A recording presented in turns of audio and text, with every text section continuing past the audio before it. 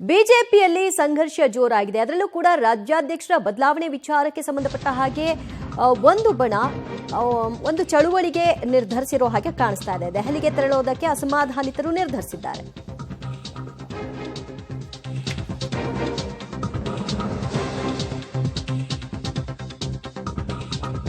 ಕೇಂದ್ರ ಹಟಾವೋ ಚಳುವಳಿ ಜೋರಾಗ್ತಾ ಇದೆ. ದೆಹಲಿಗೆ ತೆರಳೋಕೆ ಅಸಮಾಧಾನಿತರ ಪಡೆ ನಿರ್ಧಾರವನ್ನ ಮಾಡಿದೆ.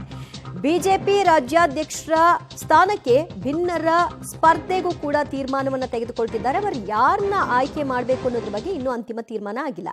ದೆಹಲಿ ಭೇಟಿ ಬಳಿಕ ರಾಜ್ಯಾಧ್ಯಕ್ಷ ಅಭ್ಯರ್ಥಿಯನ್ನ ಪ್ರಕಟ ಮಾಡೋದಾಗಿ ಯತ್ನಾಳ್ ಹೇಳಿದ್ದಾರೆ. ಜಿಲ್ಲಾಧ್ಯಕ್ಷರ ಆಯ್ಕೆ ಬಗ್ಗೆಯೂ ಕೂಡ ದೂರು ಕೊಡೋದಕ್ಕೆ ನಿರ್ಧಾರ ಮಾಡಿದ್ದಾರೆ. ಈಗಾಗಲೇ ಜಿಲ್ಲಾಧ್ಯಕ್ಷರ ಆಯ್ಕೆ ವಿಚಾರದಲ್ಲಿ ಎಲ್ಲೆಡೆ ಅಸಮಾಧಾನಗಳು ಇದೆ. ಕೆಲವರು ಅದನ್ನು ಬಹಿರಂಗಪಡಿಸ್ತಾ ಇದ್ದಾರೆ, ಕೆಲವರು ಅದನ್ನ ಹಾಗೆ ತಟಸ್ಥವಾಗಿ ಉಳಿಸ್ಕೊಂಡಿದ್ದಾರೆ. ಎಲ್ಲರ ಅಭಿಪ್ರಾಯಗಳನ್ನ ಸಂಗ್ರಹ ಮಾಡಿ ಅದನ್ನು ಒಟ್ಟಾರೆಯಾಗಿ ತೆಗೆದುಕೊಂಡು ಹೋಗಿ ಹೈಕಮಾಂಡ್ ಗಮನಕ್ಕೆ ಕೊಡ್ತೀವಿ.